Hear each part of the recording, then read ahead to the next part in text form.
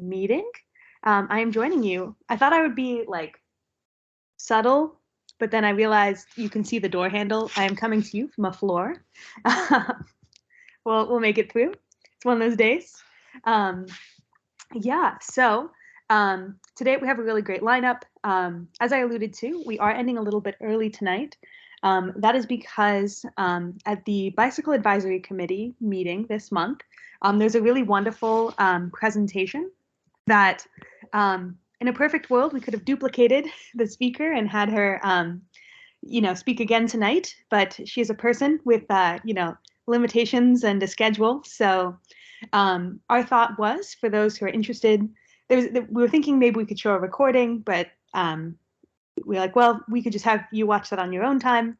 And so the thought is, in giving some of the time back, if you would like to use it watching the recording and gaining that knowledge, that could be a good use of time. Nice. And Leia just dropped it in the chat. Oh, did you do the cool thing where you like put it on the exact like minute? Oh no. I tried. We'll see if it works. Okay. Yeah. Nice. It was after Way. Was it before or after Robert? It was after Way, before Robert. Yeah. It should have been from 8 to 8:30 p.m. Yeah, I can double check that. Yeah, and it was excellent. I highly recommend everybody watching it and listening to it.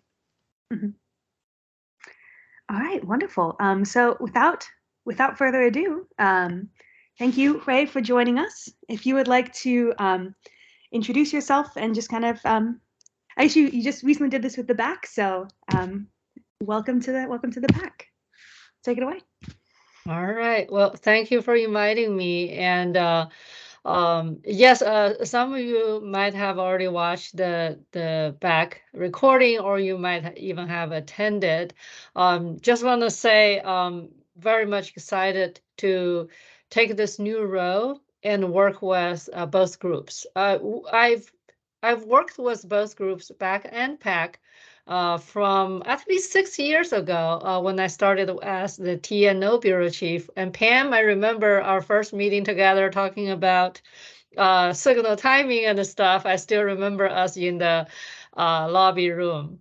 And so it took me 6 years learning a lot, and also getting to know a lot of the county business, county policies, our vision, and also help to build our programs and vision in the TNO team that, sort of prepared me. And I take this leap and get into this higher leadership position, which is really an honor.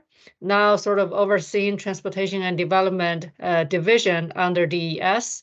It is also a big challenge, I started January, have been drinking from the fire hose and, start to get my footing under me.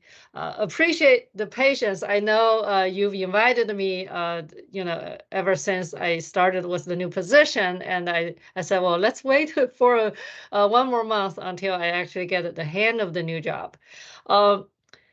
First thing first, Leah did pass on a question from this committee about the budget, which by yesterday, the DES has gone through the work session of our general budget. You may have watched that or participated. The question is, can I help identify any pedestrian-related budget items in this just discussed budget?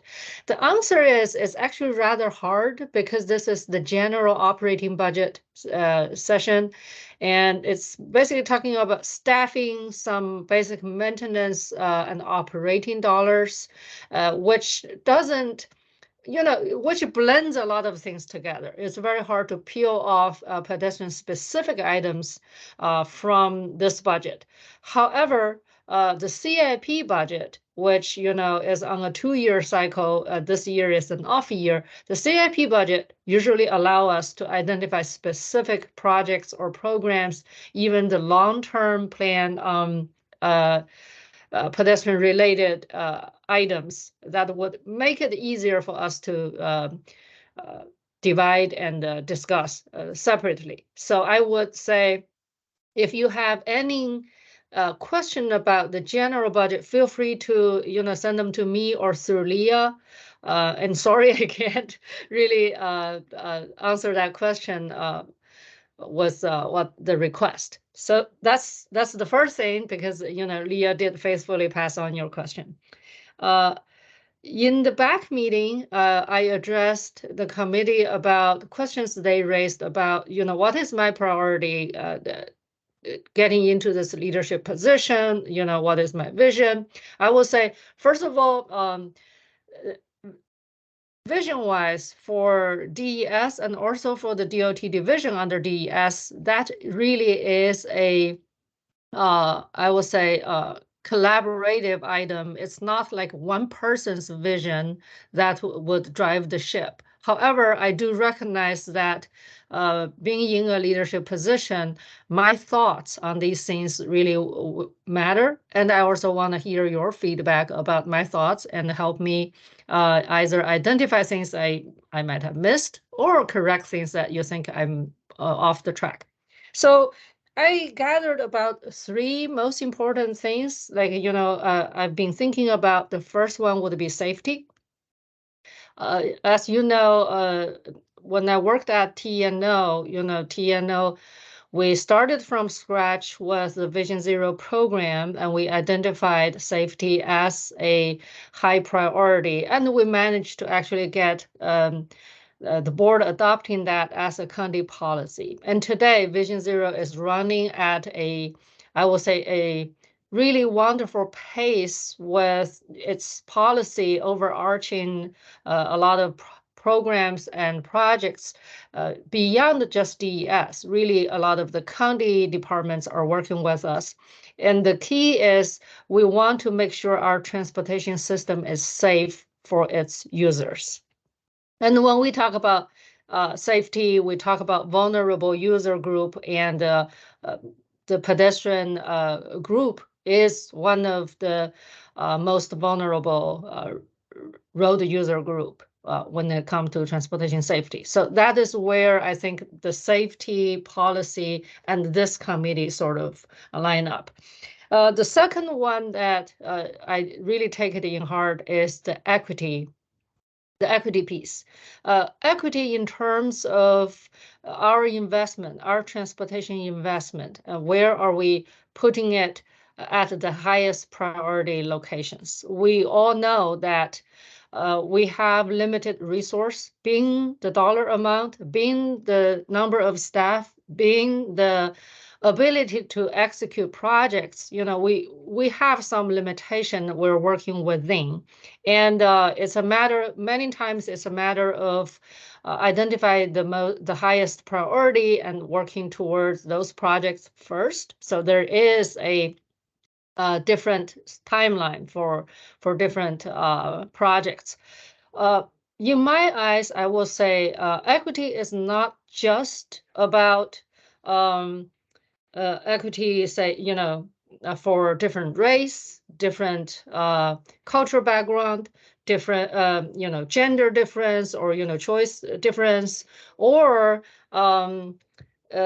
income difference and ability and disability, things like that. It's also about mode choice, make the system actively serving different modes. I think that is also a way of us achieving equity.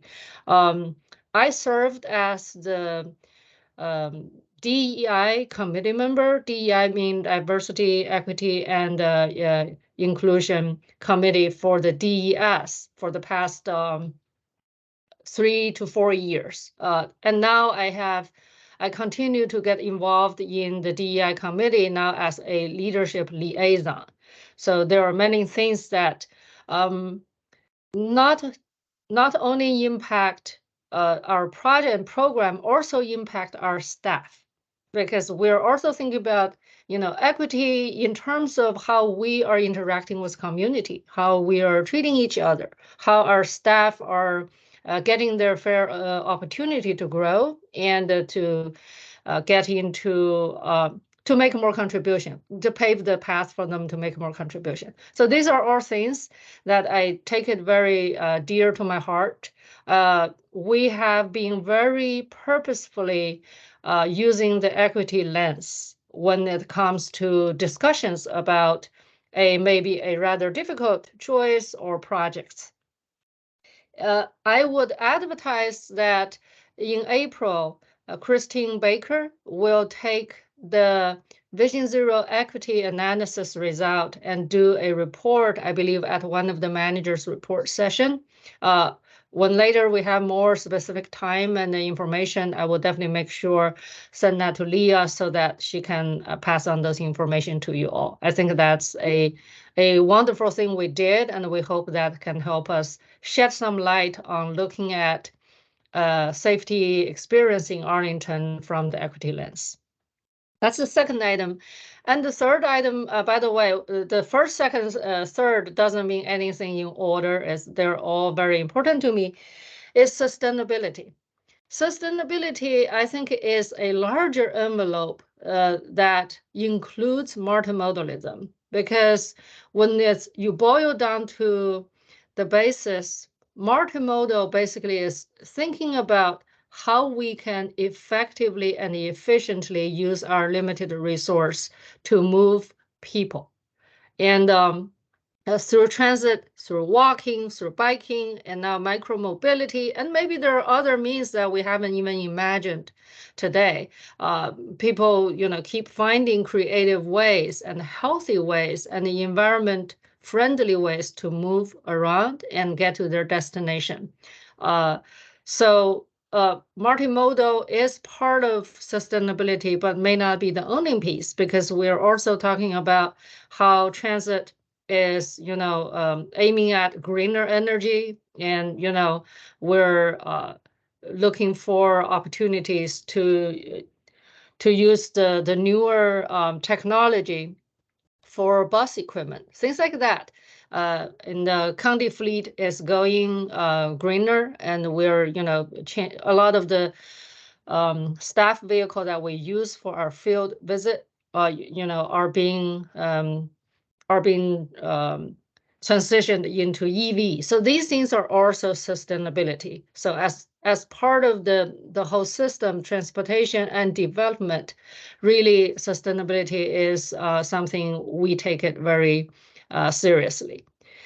These are the three major items that I can think of. If you think I missed anything that's, sort of a glaring item I missed, please give me feedback. Or if you have thoughts on what I have just talked about, also feel free to give me feedback. That's about that. And by the way, I just realized I took it like everyone know me because I know the committee very well. Some of you we might not have either met face to face or interacted. So just a very quick background for myself. I worked 6 years in T&O, transportation engineering and operations. And prior to that, I spent 2 years in engineering bureau, which is another county bureau that has a lot to do with our road projects. So that's my history at Arlington County. All right, I'm gonna leave the time for you all and see if you have questions or feedback. Yes, Pam. Hi, can you hear me okay? Hi, I was want to raise the question about the budget. My specific question was about staff cuts, because I swear I read somewhere that there were X number of possible staff cuts overall, and were any of those in DES or in projects that pedestrians would care about? No. I think the two staff cuts are from facilities, and they are vacant positions that, so they managed to absorb the work, and at current time taking out those two vacant positions isn't impacting productivity, and we do not have any staff cuts under DOT, under transportation and development. That's good news. I just wanted to confirm that. Thank you. And thank you for caring about that. Actually, I also heard some comment about, hey, Hui, do you think you have enough staff to maintain the stuff that we're introducing? That was a question from PAC.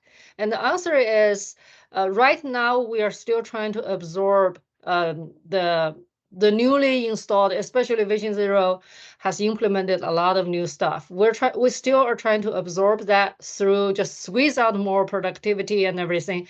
I will say, with the pace we're moving forward, I wouldn't be surprised in 1 or 2 years that we may start to see we need additional staff. For example, I think the first year we started with RFB, the push button flashing beacon for pedestrian.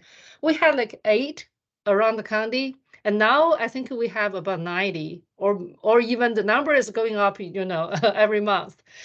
So with that, it's obvious at some point we will have to beef up our maintenance and staff needs. Yeah, let us know and we'll be happy to push for it. We've done that before. Thank you. Thank you. Yes, Liz? Hey, yeah. I guess I was wondering, it comes up in a variety of contexts, kind of our relationship with various other groups, so National Park Service or VDOT. Mm-hmm. And I guess I was wondering maybe, and I mean, so one of the big ones is in Vision Zero, the higher injury corridor. A lot of the higher injury corridor is arterials owned by VDOT. Mm-hmm. As I was wondering, I would love to just kind of hear your thought about how, maybe what an ideal partnership with some of those, not just VDOT, but like, other organizations that impact the operations of our streets and sidewalks. Okay. Well, thank you. That's a good question. First of all, I'll say the relationship with our, other stakeholders and the regional or state authorities is very important. And you use VDOT, that is a good example because VDOT owns a lot of our roads. And what we have done is really through staff, constant contact and meeting and discussion, we are forming, I will say, a very collaborative working relationship with VDOT. I can give you some example. For example, we have actually regular Vision Zero related meetings where we discuss items that could be small as, hey, we want to do a different type of marking that's more, offers more warning along glebe. Can we just go ahead, do all of them using our standard instead of the VDOT standard? They really supported us. We lowered the posted speed on Washington Boulevard. That's another thing VDOT worked with us.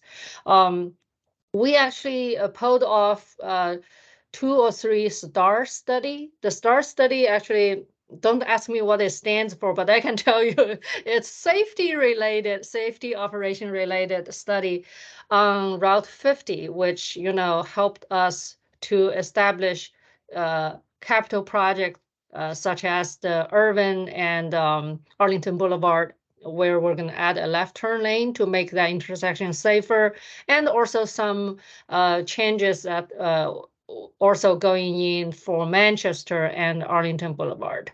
There's just I would say, a long list of big or small projects that we're working together, and many of them are driven by the safety policy.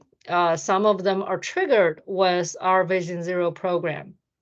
We have seen the culture of basically the transportation from highway to really transportation at its own environment, in its own, I will say Arlington will be very different from maybe a more rural area, Loudoun County or somewhere. So we have seen VDOT started to customize their project with us. So it's I would say it's very encouraging. It's not to say that there isn't, with one more layer of right-of-way ownership, I wouldn't say there's not, added layer of coordination and agreement and permitting, but overall we're on the uptrend.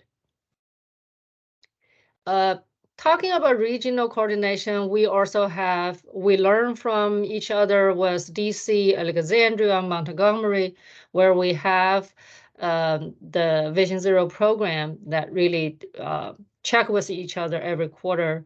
And Fairfax and Alexandria, we coordinate on, transit ideas because, transit actually doesn't stop within a boundary. It actually goes across boundaries. So we also collaborate on a lot of items like that.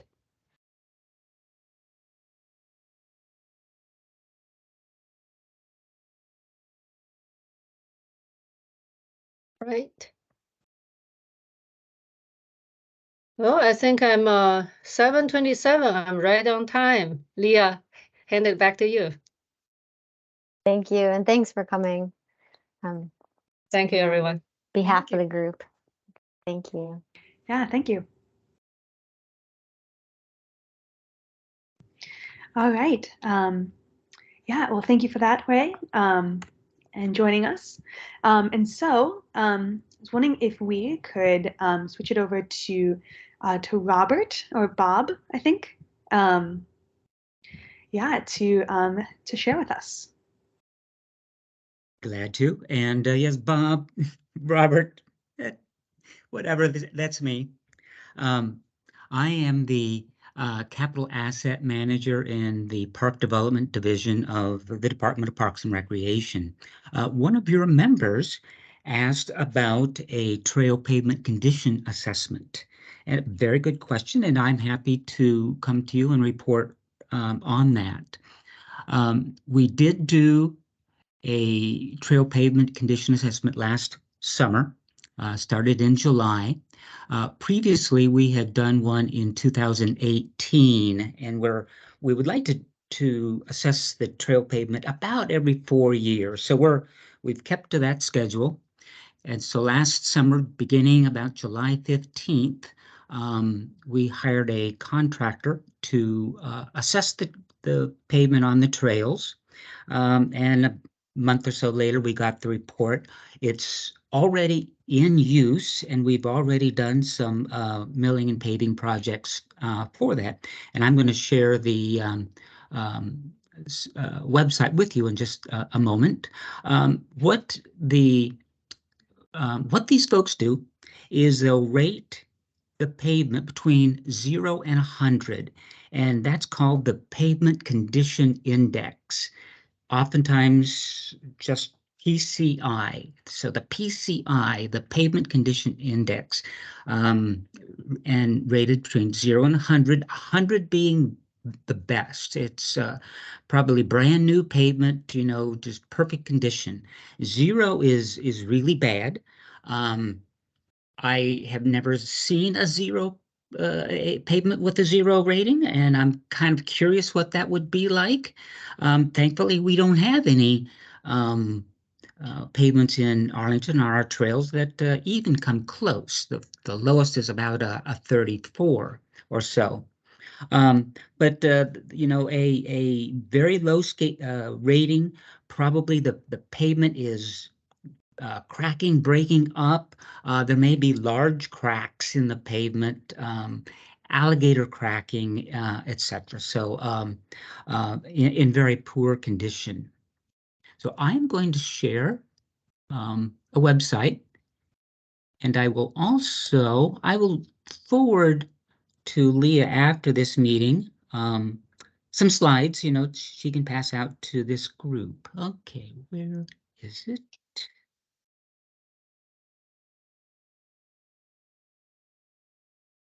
Here it is. There, I think you can all see that. I am going to, before we jump into the map, I'm going to kind of close that window down. And we're going to start with these windows here on the side, so we understand what the map is really telling us. First, this top little speedometer kind of dial shows us that we have an average pavement condition index on the trails throughout the county of 78, which that's pretty good. That's quite good. The colors then here on this middle one, the blue, that kind of royal blue, the pavement condition is rated excellent and has a PCI of 90 to 100. The green, that's almost 50% of our trails. The PCI goes from 70 to 89, still very, very good. None of us would complain about, any trails in that green area. The yellow then, 50 to 69, not bad. The poor is our pavements below 50 and generally 30 to 49. I said, I think we've got a 34 or had a 34. So we'll be dealing with those soonest. So the trails that we did throughout the county are those that DPR maintains. So that means that we did not do the Mount Vernon Trail, which is owned and maintained by the National Park Service. We did not do the WNOD Regional Trail that's owned and maintained by Nova Parks. But what we did do, Donaldson Run, did the Custis Trail. That's owned by VDOT, but we sort of maintain it with them. So the Custis Trail, some of the Custis Trail spurs up in this area that kind of feed into the Custis Trail. 4 Mile Run Trail coming all the way down. Bluemont Junction Trail. Right here is the Key Boulevard Trail. We have the Arlington Boulevard Trail, the Washington Boulevard Trail, little Route 110 Trail, and Lucky Run Trail. So I'm going to zoom in a bit, and well, I'll start right here. This map is a snapshot in time, representative of July of last summer. This trail we've already paved, so we don't have a way to update the color. This would now be all blue because that was repaved, milled, and paved in the fall. For this coming year, we plan on doing this segment of the Custis Trail. That will take care of this piece of poor paving.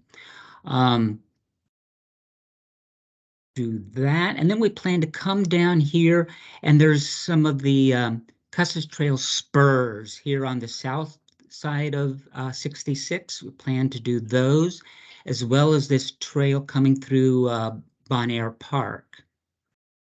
We would potentially do more paving on the Custis Trail, although there is a project, a DES project, along with VDOT to do a kind of a major upgrade to the trail. So we don't want to spend too much money, but we do want to go ahead and keep it in a good, usable condition. So again, other trail segments that we plan to mill and pave this year will be the 4 Mile Run Trail, all the way down to here where it turns green. That this portion was repaved 2 or 3 years ago. This little bit of orange trail in Bluemont Park will be redone when the tennis courts are redone.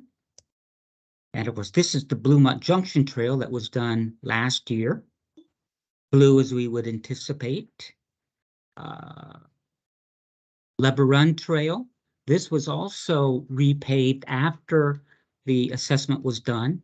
So for this portion, it's yellow and green. We repaved that up to probably up to about this point, up to the amphitheater. On down 4 Mile Run Trail here at George Mason Drive. there, I'm going to zoom in close so you can see there are some little trails that go under George Mason, kind of up next to the stream. Those have not been repaved, milled and repaved. So we plan to do those this year. And then after we got this assessment report, we saw this bit of orange here in Barcroft Park on 4 Mile Run Trail. So we chose to mill and repave from this point there at George Mason to Walter Reed. And then we had also done the entire Lucky Run Trail. Another trail segment that's on our radar to improve is kind of this lower 4 Mile Run trail segment right in here. It give you context. It's after you go under Interstate 395, and this is Glebe Road.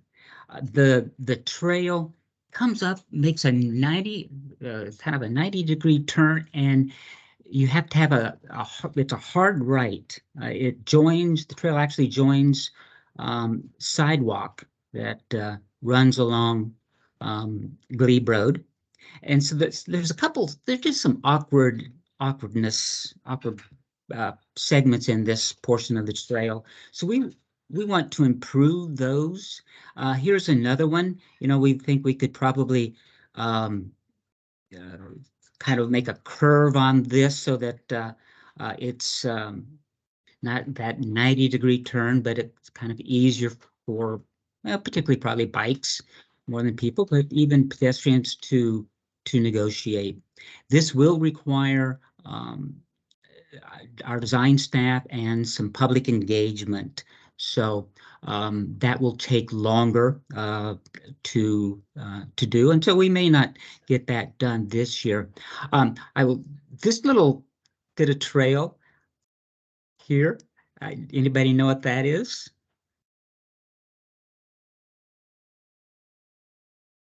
Is that the promenade for Longbridge? It is indeed. It is indeed. I didn't see who said that, but congratulations. You're the big prize winner.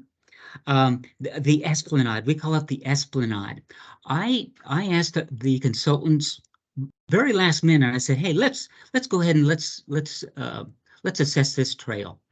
And the reason is and I perhaps you know, is that the Virginia Passenger Rail Authority is building a new rail bridge across the Potomac. And along with it, they're building a new pedestrian bridge, which we have all wanted for years and years. Didn't realize that was really going to come this quickly. So that bridge, if you can see my cursor, will come along here, kind of 25 feet north of the new rail bridge. And it will then, I'm going to zoom way in, that new pedestrian bridge will touch down on Arlington County soil right in here and connect into the trail at about this point. So what happens from the Esplanade Trail is it's got the nice pavers, the concrete pavers, up to I guess probably this point or so behind the Esplanade, adjacent to the Kerry Johnson Plaza, if you have been there. And then this is asphalt on around. So Leah, myself, and others have reviewed the plans and given given the Virginia Passenger Rail Authority comments.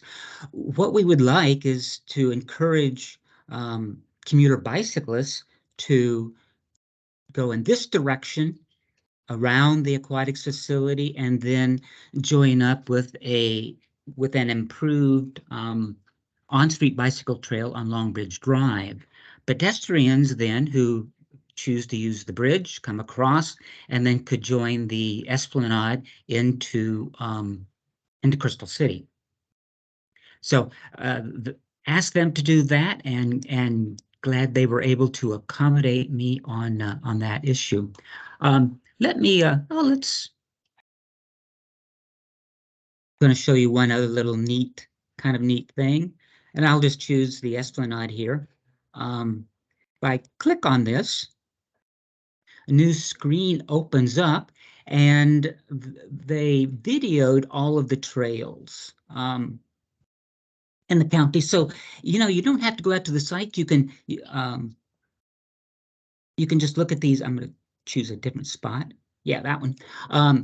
You can just look at the videos and then slow it down, and you can see problem areas. Now, there are no problem areas here, but I will enlarge that. And okay, I've got it muted. The sound is kind of annoying, but here we go. Driving on the Esplanade, heading towards Crystal City, tracks there on the left.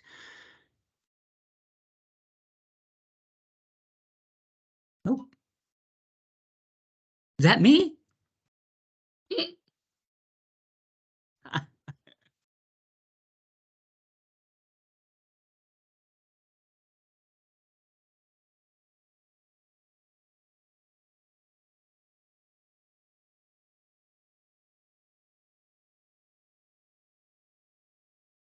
I just slowed the speed down a little here for us.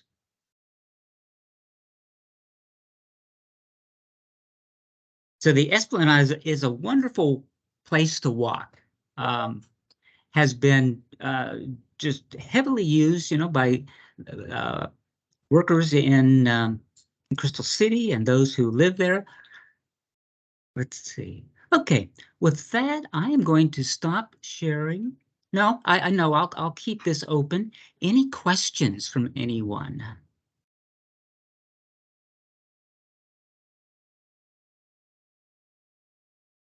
Yeah, Pam, do you want to go first? Sure. Thank you, Robert, for your presentation. Very helpful and interesting. And I'm embarrassed I didn't shout out Esplanade since I was just on it today, and it's my neighborhood. I don't think of it as a trail. I think of it as the Esplanade. It's for pedestrians.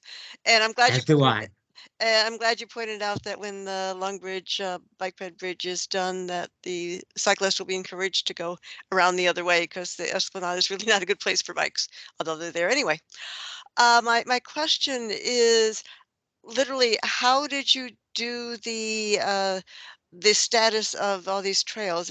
Was it by videotaping them all?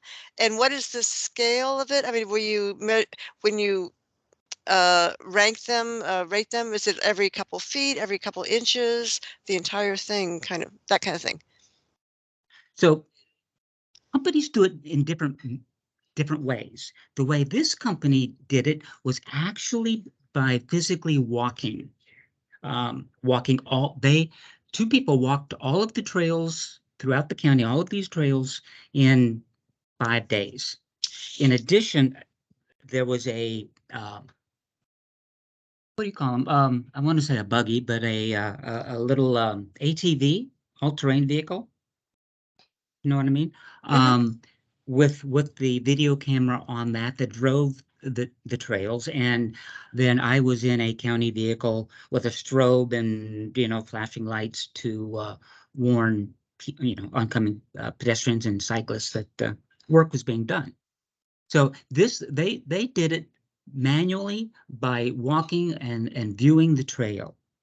There are companies that do it with lasers, onto some kind of a vehicle. The previous time we did it, they used a large van. Unfortunately, the van with the stuff hanging, above it to the sides was so large that we could not get under some bridges, and then too wide to go on some of the narrower trails.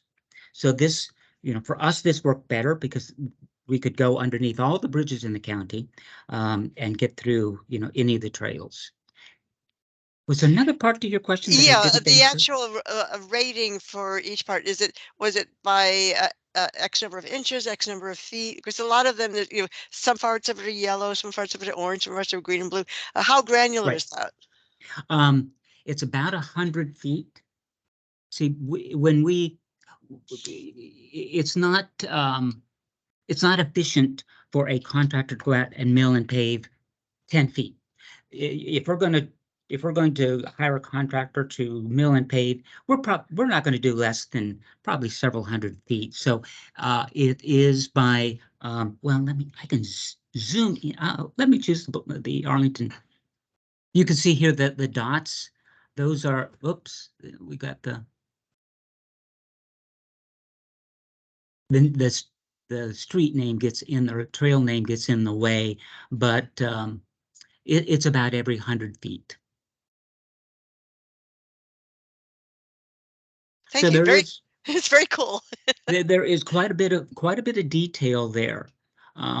So I was pleased with what we got, from this contractor, because there is a lot of detail that I was hoping that we could get. I don't have I've got my screen up and I can't see if anybody's got their hands up. Hey, it's Lizzie. So I'll go next. I have the next hand raised. Okay, thank you. Yeah. So I just want to say, so we've received presentations previously from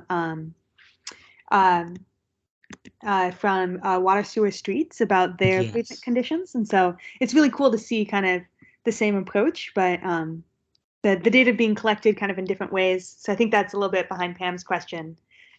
It's fun to see how what data is being collected about conditions and learning about that. Yeah, I just want to say it's really cool to see kind of the data being acted on. I think maybe the previous time it was, in a maybe shakier season.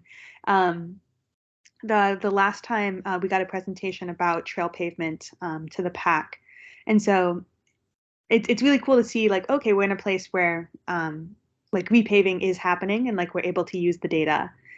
So it's cool to just hear you just keep listing projects that you were like, maybe we'll probably get to it this year. Like that was super encouraging. So yeah, thank you. Yeah, thanks for sharing. Yeah, we previously used the same company that Water Sewer Streets used. Now, but we just found that they were better suited for doing assessment of street pavement than the narrowness of, we needed them to get down into some very narrow trails, and they just couldn't do it. So this worked out better for us. I will tell you, our streets in Arlington are really pretty good. Our trail average PCI was slightly better than those, so I take a little pride in that. But they also, I think they had a 74 PCI, which is excellent because of all the factors that influence pavement condition on our streets. So.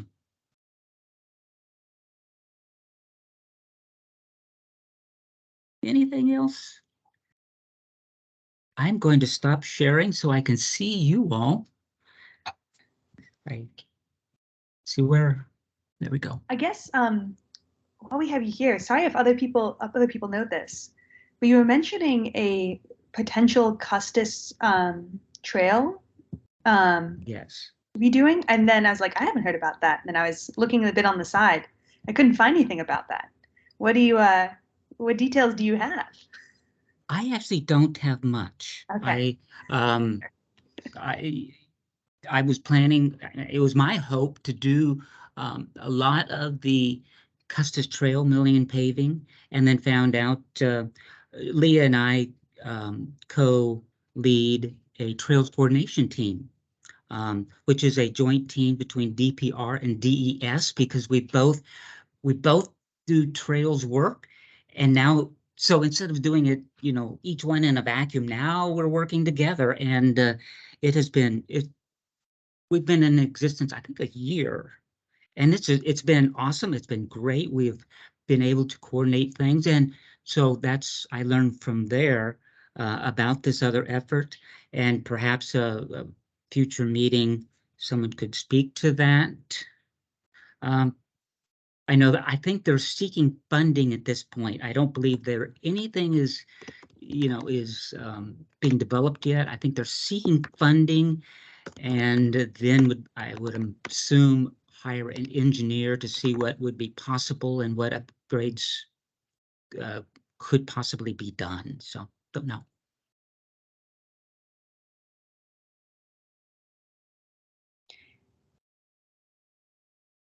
Great, thank you.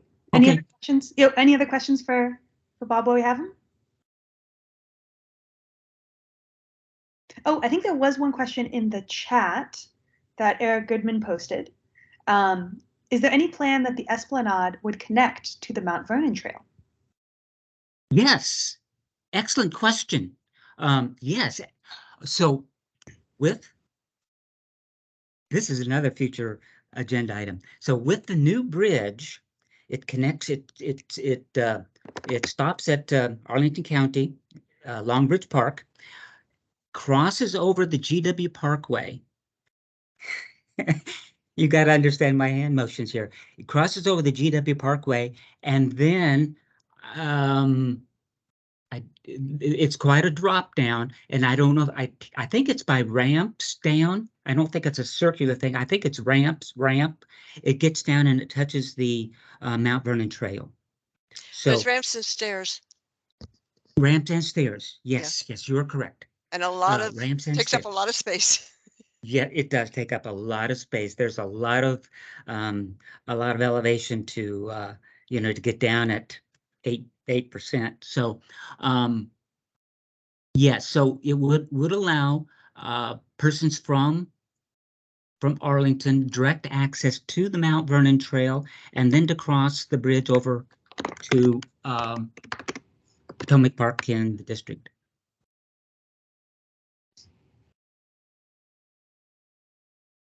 So I will thank you all. It's been a pleasure to be with you. I will send Leah some of my slides, and she can pass them out to you all. And certainly if you have any other questions, always available. Thank you, Pam. Hi, wonderful. Thank you so much for joining us.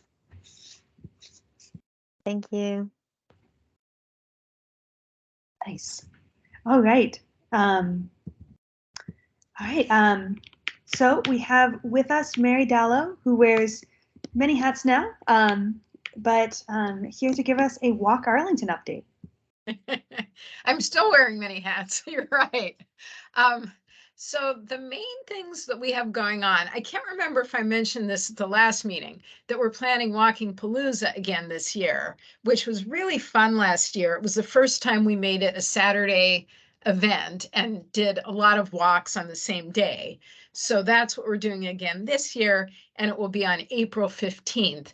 And I'm still working out some details of the walks, so they're not all like squared away yet, but the two that are confirmed are the Roosevelt Island hike with a park volunteer from National Park Service. They did that with us last year, and it was super fun. People enjoyed it. And it was just it's like a standard history and nature walk that they do.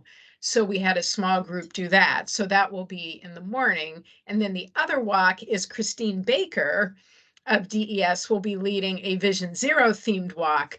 And she will be doing a walk kind of on Fairfax Drive in Ballston and looking at some improvements that they've made as part of the Vision Zero program. And it's geared towards just any general audience member who would like to attend. So it'll be really explaining what Vision Zero is, and then walking and seeing what exactly has been done and looking at other like tricky spots along the way and giving her perspective on what might be done. So I think that will be really interesting.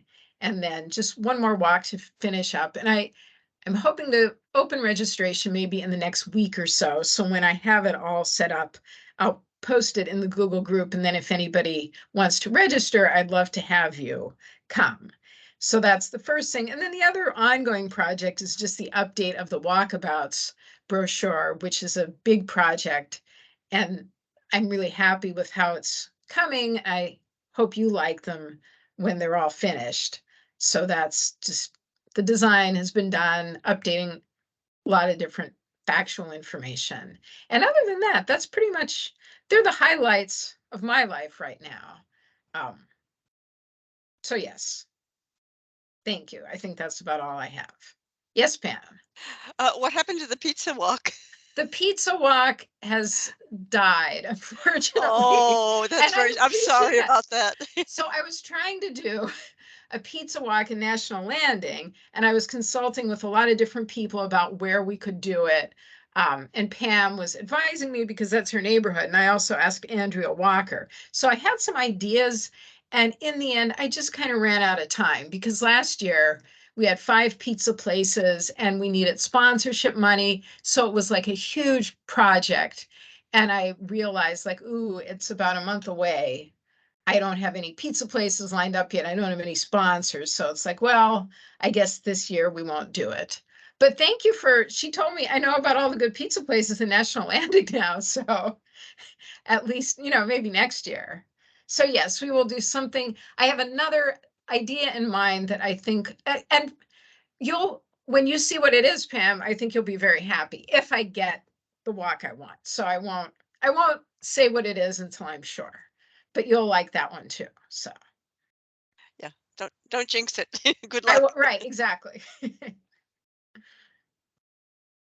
I go to We the Pizza fairly often, and they still have the like Walking Palooza, like chosen as champion, like I sign up. know. I was so touched by that they cared that much, but they were so very, very nice. And yeah, they are very proud of that they won, that they were the favorite place. So yeah, and they are really good. So they deserved it. But yes, the close second was Boston Local, but they didn't win. Like they weren't that close, but that was second place. And then the others, they were all like nowhere near. Nice. And just to remind us, Walking Palooza, it's in coordination with National Walking Day, right? Which is why it's in April. Right. And the history is we used to do it as a weekday event during the workday.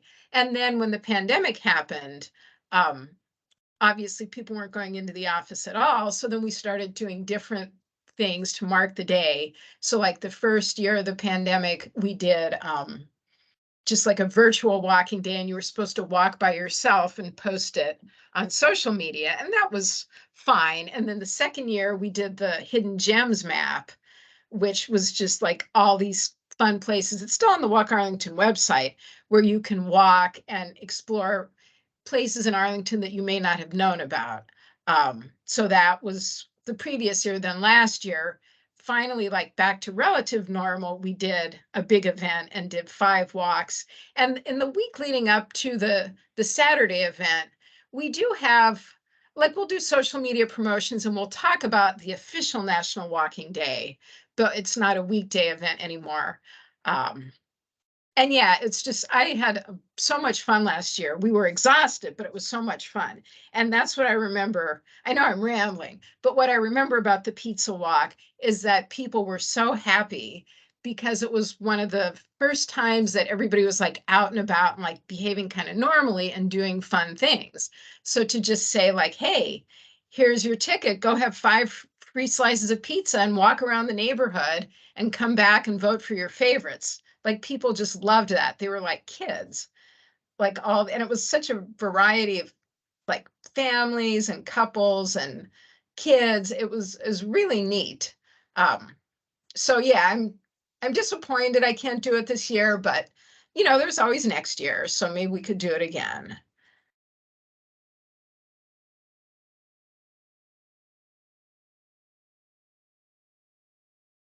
Wonderful. Thanks for sharing. Yeah, it sounds fun. Yes. And so Thank you, Boston's your yeah. neighborhood, Lizzie. So maybe you can come to the Vision Zero walk. Yeah, no, that sounds awesome. Yeah. That was really cool. Great. Nice. All right, wonderful. So if we could pivot to Leah, Leah, we have posed her a number of questions, things to have updates on. So take it away. Yeah, thank you. I think the first thing is, Mary, if you ever want to do an ice cream walkapalooza, let me know because I would definitely volunteer and participate in that. I think, okay, so one of the things, this was something that the BAC had requested, but it actually came up with this group as well. I'm just thinking through and kind of talking about the organization of DES specifically. So I'm just going to walk through this pretty quickly, really focusing on the Department of Transportation. But just to get a general idea, and really quick, can everyone see my screen? Yes, I can. Thank you. Yes. I would appreciate if you could zoom in a little. Oh, yes. Yeah. So I think one thing just to take note of is that the director is Greg Emanuel and the chief operating officer, Michael Moon. And I'm going to scroll down to the Department of Transportation, which you can see here. So we have the Deputy Director of Transportation and Development, and that's Hui, who is here today. And then we also have Assistant Director Sarah Crawford, who I believe has attended a few of the PAC meetings in the past. And then it really divides into what we generally refer to as bureaus. So these bureaus really all fall under, Department of Transportation. And even though they're separate, it's really common to be working, with all of these bureaus in meetings at the same time. We really work across bureaus pretty much constantly, I would say. So the first one that you can see here is TE&O, and this is an acronym you'll probably hear quite often. It stands for Transportation Engineering and Operations. And right now, in the interim, Dan Neighbors is overseeing this as the bureau chief. And so this includes, design engineers who are designing, roadway, crosswalks, bike lanes, you name it. Vision Zero also is housed in TE&O. And then also more on the operations side, we have traffic signals as well. We also have transportation planning, this bureau at the bottom. You can see Valerie Mosley is the bureau chief here. It's often referred to as TPCPM, so Transportation Planning Capital Project Management. So it's kind of split into two parts. Transportation planning is really looking at studies, kind of more long-term planning initiatives for transportation, and that's where David and I are housed. And then you have capital project or program management, which is really in charge of those, large scale overseeing those capital improvement projects. Some of those may be 2 years, and then, you have Susan Finetti, who you may have worked with, who's been working on Columbia Pike for quite some time. So those can really range in timeline. And then you have the Transit Bureau, which Lynn Rivers is the bureau chief, really overseeing art and everything that is transit. It's important to note that they do have a transit advisory committee that Pierre oversees. And he's, I believe, attended some of these meetings as well, specifically to talk about floating bus stops or floating bus islands. And then we have commuter services, which is often called ACCS, which is Arlington County Commuter Services. And this is overseen by James or Jim Larson. And this one is interesting because they do a lot with micromobility, specifically, e-bikes or, scooters that you can rent. And they also work, I believe, in Mary, are Walk and Bike Arlington housed in ACCS? Is that correct? Yes. Yes. So ACCS is quite large. And then you also have development services, which is overseen by Louis Araya. And this is really some of the, private development that we review as a team. Any questions on DOT, this kind of 5 bureaus here? Okay. And I'll just go through, people you may hear from in other departments still within DES. Sustainability and environmental management is a big one. We also have facilities and engineering. A lot of the times, we'll work with Engineering Bureau, which is overseen by Adil, whether they're engineering, a capital projects or, something that's a quick build for Vision Zero. They're really working a lot of the time to design improved crosswalks and, curb ramps, things like that, sidewalks. And then kind of the other side of this, under operations, which is overseen by Mike Collins, we have water, sewer, streets, which is often referred to as WSS, being the acronym. And the big one with that is generally, sidewalk repair. They do a lot with utilities and curb and gutter. And so a lot of the time they will be doing, sidewalk repair as well. And then solid waste as well. You can see overseen by Eric Grabowski. They do a lot with maintenance of bike lanes, and they do some maintenance of sidewalks, I believe, as well. So that's kind of just an overview of DES, mostly the Department of Transportation and Development, but just a little bit of, who is working on pedestrian related projects, or, who you may hear from at a PAC meeting or a joint BAC-PAC meeting. I know that was a lot of information. Any questions?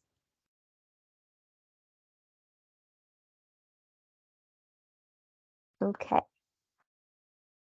I'm going to share this page, and I'll put all of this in the chat. I've gotten a few questions from individuals about some upcoming events that we have, and I'll put this in the chat as well. There's quite a few kind of pedestrian related events coming up. I may be biased, but for South George Mason Drive, the multimodal transportation study, there will be a virtual community meeting, and this is on Wednesday, March 22nd. It'll be from 7 to 8:30 p.m. We'll be discussing, intersections along the corridor, specifically the intersection of Columbia Pike and South George Mason Drive, as well as the intersection at South 4 Mile Run Drive Major and Minor, and South George Mason Drive. We will be talking a lot about just crosswalks generally and sidewalk facilities, curb ramps. So definitely of interest to this group. And if you're not able to make this meeting, it will be recorded, and we will also have an online questionnaire, and that's going to be open from March 22nd to April 22nd. So for exactly 1 month. We're also going to have some pop-ups at Barcroft Apartments, and we may have some pop-ups along the W&OD, weather permitting. So that's a big one that's coming up. This group also may be interested in this Crystal City, Pentagon City area open house. And this is exciting. It's an in-person event. So county staff will be here, National Landing Bid will be here, and you can see to learn more about transportation parks and private development in the area, because there is so much going on. And I believe that is at the Long Bridge Aquatic Center. And it's meant to kind of be a drop-by event. So you can kind of drop by with whenever in that time frame. And then, let me see if it's up here. Here's the performance parking feedback form, was something I got a question from this group about. They do not have any updates for this group right now regarding PUDO, except that they ask if you could share your thoughts, which you can see here on the pilot project. There is a projects page where you can watch the recording from, I believe, February 23rd about what this is, and to learn about project goals, timelines, and the sensor technology. I don't think they have any updates or questions for this group regarding PUDO or pickup drop-off at this point, and how that will, be affected or affect the performance parking pilot. And then the last one, I'm not sure if it's up on here yet. Let me pull this up. There is let's see, Vision Zero. Yep, there's a Vision Zero annual report and open house. This will be on Wednesday, April 26th at the Arlington Mills Community Center from 4:30 to 7 p.m. Once again, this is kind of meant to be something you can drop by, definitely not expected to stay the whole time. You won't miss out on any information if you just show up for a portion of this time. This is something that will probably be added to the Engage page, or I may be missing it, but it's also mentioned in Christine's update that she gave to the BAC on Monday. So those were the main things I wanted to flag for this group as far as engagement. Are there any questions on that?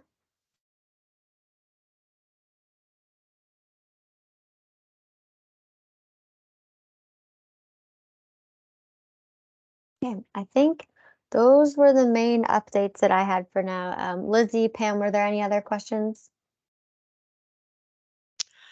No, I do want to talk about the Long Bridge VIPRA bike ped meeting that we had. Okay. Is this a good time to do that? Yeah, take it away. Okay. On Monday, February 13th, VIPRA invited several of us as stakeholders to participate in their Longbridge Project Bicycle Pedestrian Bridge Update. Bob Kepper mentioned it a little bit, and I was invited eventually. I said, you really need a pedestrian there. So I was one of, I think I was the only official pedestrian there. Chris Latt was there, Jillian was there, Dana Bress was there. The Virginia WMATA representative was there. Randy Swart came in virtually, and there was somebody else at the table who I don't know who it was. He may have been for DC.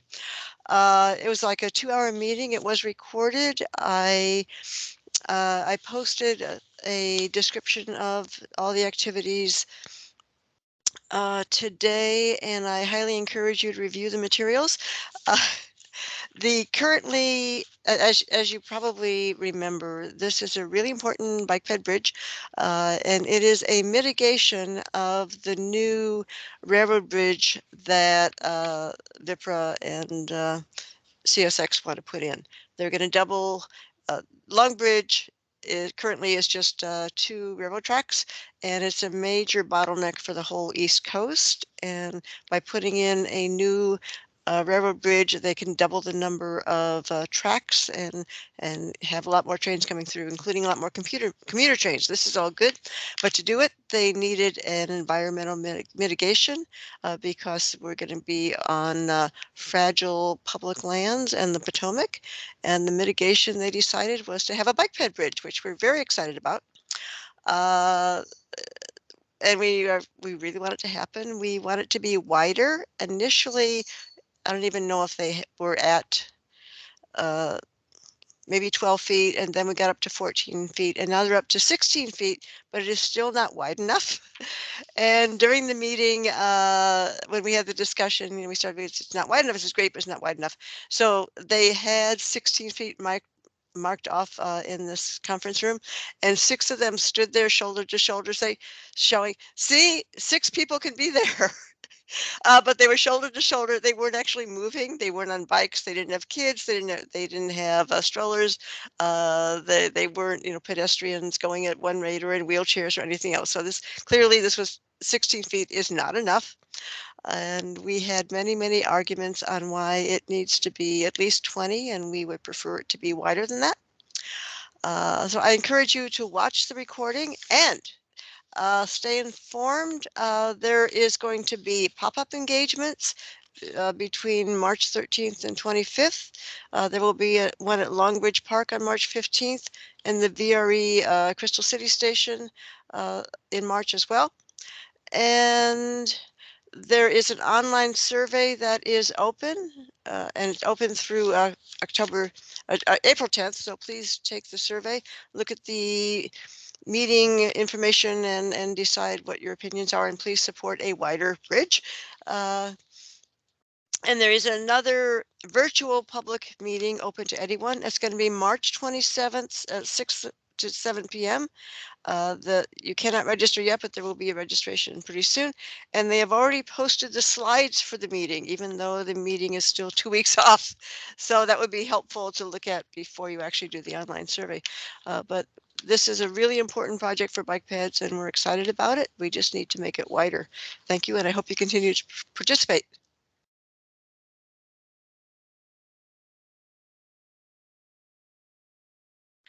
And we still do not have a quorum, so we cannot vote on anything. Yeah, I was going to say thank you, Pam, so much for attending those meetings and officially getting a spot at the table. So really appreciate you doing that, and yeah, because it is a very important connection. And yes, seconding Pam that we do not have a quorum, and so we cannot vote on the minutes. So we'll wait until next meeting where we'll vote on 2 minutes. All right. So with that, we'll skip the PAC business. Other than Pam gave us the update. And so I'm stalling a little bit with the hopes that someone will cut me off or put it in the chat if there's something else. they would like to share about. But I think, oh, there's a chat. Oh, okay, nice. We've got some links in the chat. Thank you. All right, but not hearing anything. I'm going to adjourn the meeting. But briefly before that, just a quick reminder. If you scroll all the way to the top of the chat, you will see a link to the presentation at the back meeting that we would recommend spending this extra time watching. And so hopefully those who did not attend the meeting will enjoy that video. All right, thank you everybody. To be the official end of the meeting, have a great rest of your Wednesday. All right, thanks, Lizzie. Thank you, everyone. Thanks, everybody. Shortest back Thank meeting you. ever. Thank I you. know. I don't know what to do with Oh, good. myself for the rest of the night. Oh, I can join Bye. my civic association meeting. Oh yeah. See what it's like. Yeah, All thank right. you so much. Thanks, Take all. care. Bye. Bye-bye.